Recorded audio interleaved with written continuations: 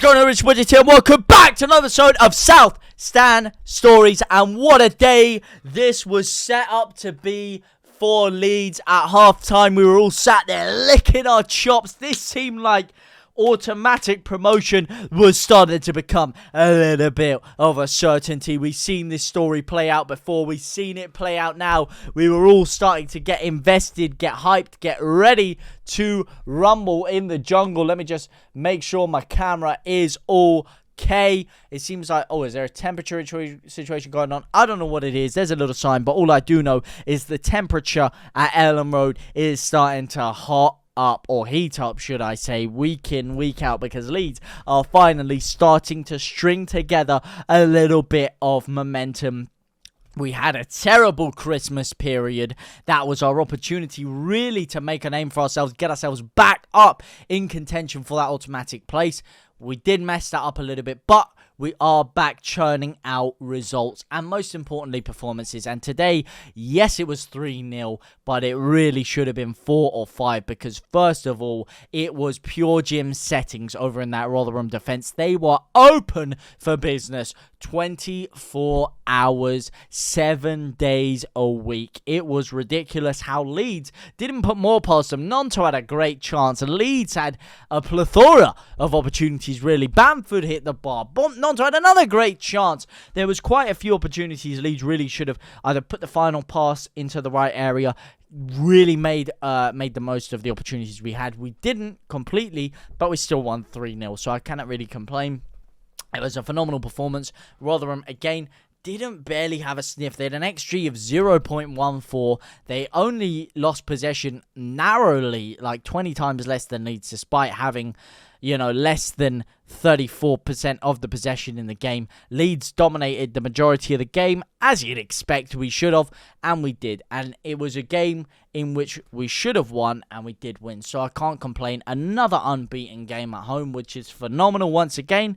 I can't believe, though, that we just blew these games away to these other teams. Like Rotherham, how did we drop points to them early on in the season? I do not understand it. We are so clear of these sides, but listen, that's all nitpicking. That's all a load of rubbish. What we're here to talk about is what we just saw today. And we're here to talk about the positives because there are a lot of positives, a whole heap of positives from the performance today and for what it means going forward. Because listen, we have so much quality. Summerville is by far the best player in the league for me. Listen, he seemed a bit quiet early in the second half.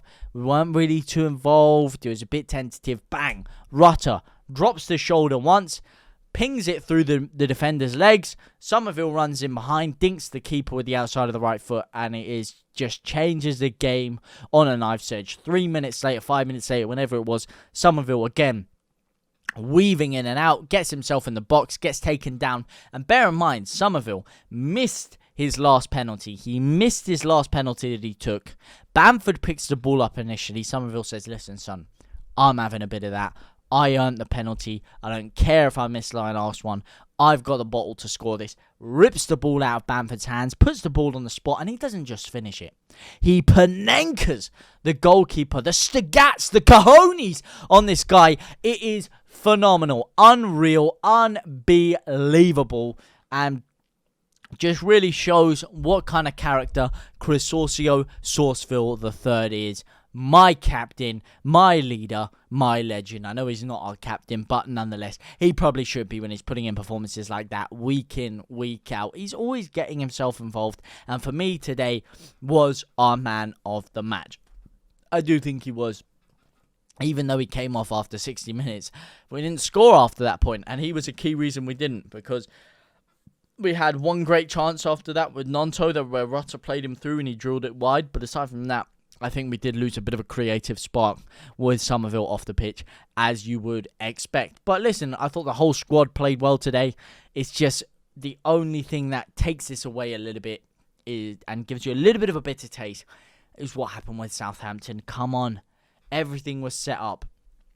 Ipswich drop points earlier on in the day. They draw 2-2 with West Brom, therefore putting them 3 points behind Leeds. Yes, they have a goal in hand, but 14 worse goal difference. That is key. Even if they win the next game, Leeds are still above Ipswich as things stand. And then all we needed was Southampton to drop points, and Leeds would have been in the top 2. And it would have been all in our hands because we've still got Southampton to play. And what happened? Southampton, they're losing 2-0 at half-time. Oh, second half starts, 49th, 50th minute. They peg it back to 2-2. 2 goals in 2 minutes. You can't believe it. 15 minutes later, Huddersfield take the lead. It's 3-2. Everyone's on the edge of their seats like, oh my lord, this might be happening. 77th minute, they bring on Kiko Mara, however you say his name.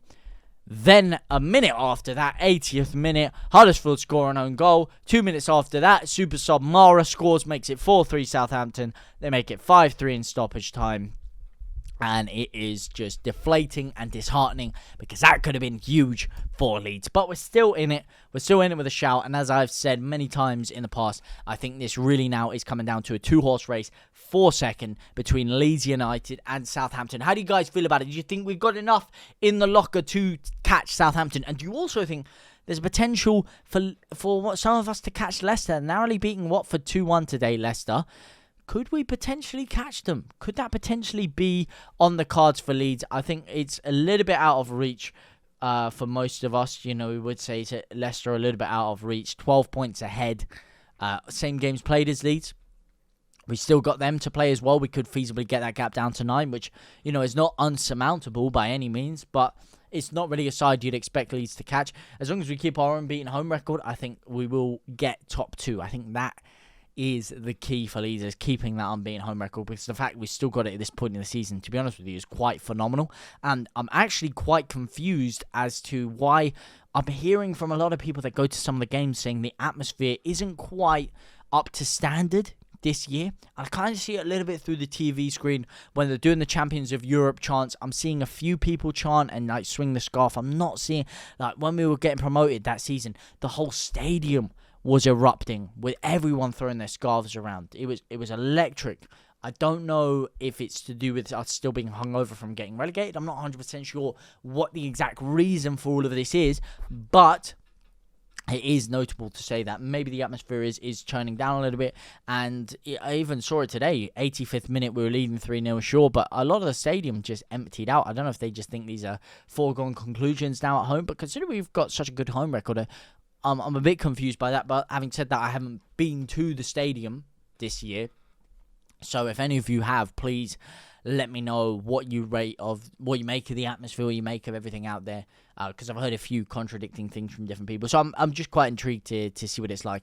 But as I said, great home win once again for Leeds. A great performance.